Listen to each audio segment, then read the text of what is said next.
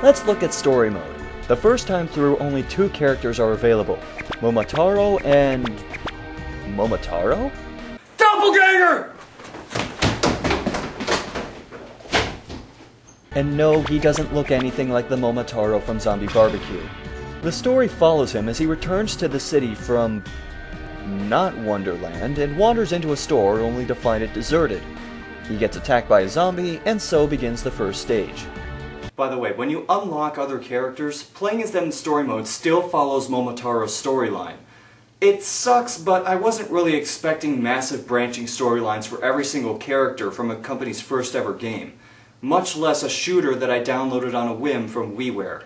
In every level, there's a blue dwarf that runs around the battlefield sometime after the halfway mark. I never figured out what the point of him was. He doesn't damage, distract, or otherwise interact with the enemies. Shooting him does nothing. Grenades to his face do nothing. So I don't know what he does besides say, "Hey, Ugg, the level's almost over, Ugg. Try not to die. Ugg." No, the Uggs aren't for dramatic effect. For some reason, dwarves in Wonderland all talk like cavemen and dress like the zombies just woke them up. Is there a worse way to wake up than by zombie? Well, I know some of you are going to disagree with me on this one, but I still think this is worse.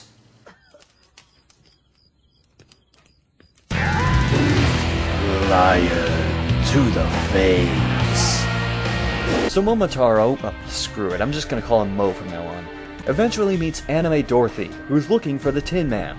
Little does she know, the Tin Man has gone insane and somehow grown 4 times taller. I'm just going to assume that she did it. This boss fight is the second of 3, and 2 of the boss fights are really easy.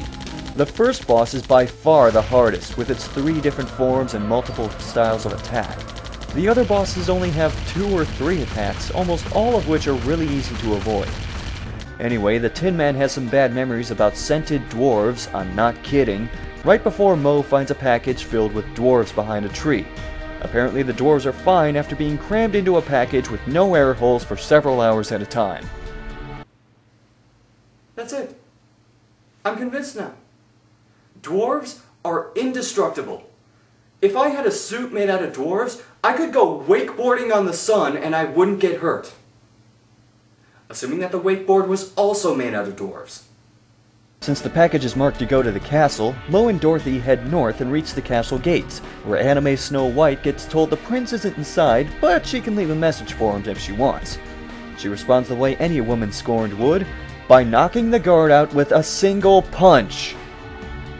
Oh, she's very beautiful too. No, Mo, no. That is not how you respond to this situation. You were supposed to say, "How is your hand not broken? You just punched steel." More zombies spring out of the ground to the surprise of everyone, except Snow White. I love her expression in this shot. It's like she's thinking, zombies. Their skulls have been softened by decay. Ideal for punching. They fight their way inside the castle and find Prince Charming, who... What the fuck was that? It's the Evil Dead! It's here we find out that the prince is behind both the scented dwarves and everyone turning into zombies. Yeah, it really sucks to be your friend, huh, Mo? The prince tries to back out of an argument with Snow White, which causes her to pull a machine gun on him. Now I must warn you, this final boss, although incredibly easy, still killed me twice. Killed me twice because I couldn't believe how he was attacking me.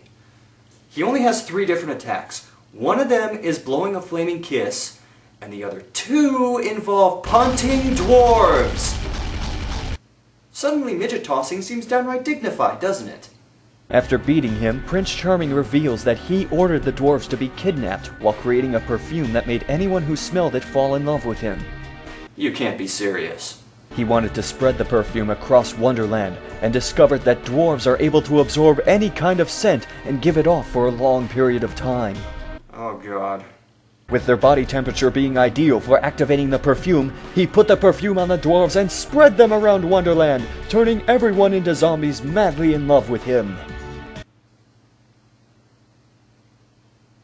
So to recap, in video games we have gone from T-virus zombies to love zombies. And yes, this is why hearts come out of the zombies when they die. Fortunately, the prince also created an antidote, which would turn everyone back to normal once they smelled it. Mo is ecstatic, saying he'll use it to cure his friends and everyone else in Wonderland. Awesome! Once all those zombies that we riddled with bullets until their heads and torsos exploded smell this potion, they'll all turn back to normal. Wait a minute. And guess how they spread the smell across Wonderland? More dwarves!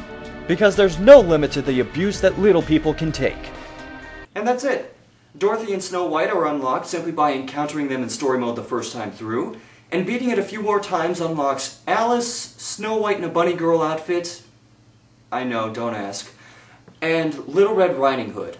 And no, it's not the same Little Red Riding Hood from Zombie Barbecue. But I'm not done here yet. Let's go to arcade mode for a bit. The first thing you'll notice is that there's no way to tell which levels are where. There are just pictures on a map that give a slight indication of what the level might be. If you're like me and beat story mode before playing this, you'll see the pirate ship and wonder what the hell level that is. After zoning in, you'll quickly realize that there's no timer for this stage. You'll also notice that the cleanup meter advances much slower than in the other levels.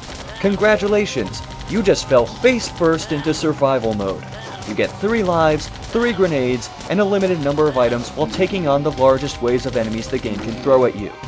It is in fact possible to outlast the game and beat this stage, but 1. Be prepared to spend almost half an hour shooting zombies, and 2. When you beat survival mode,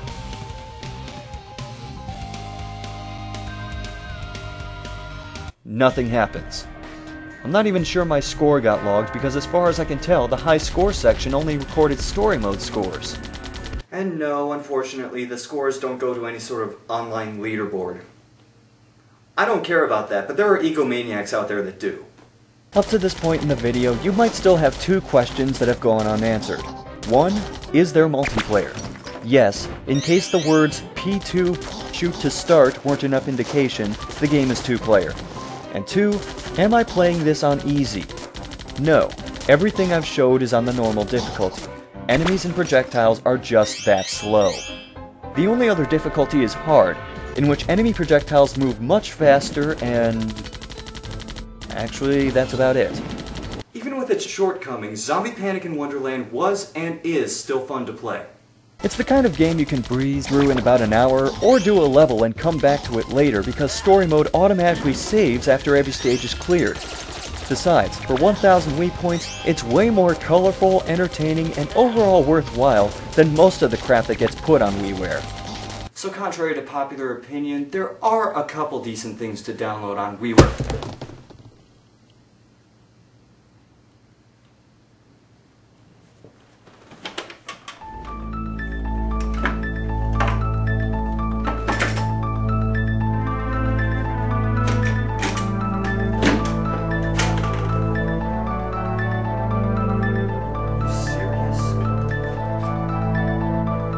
Can't you see we'll have a scream? Evil's funner than it seems. You'll play on our softball team if you join us.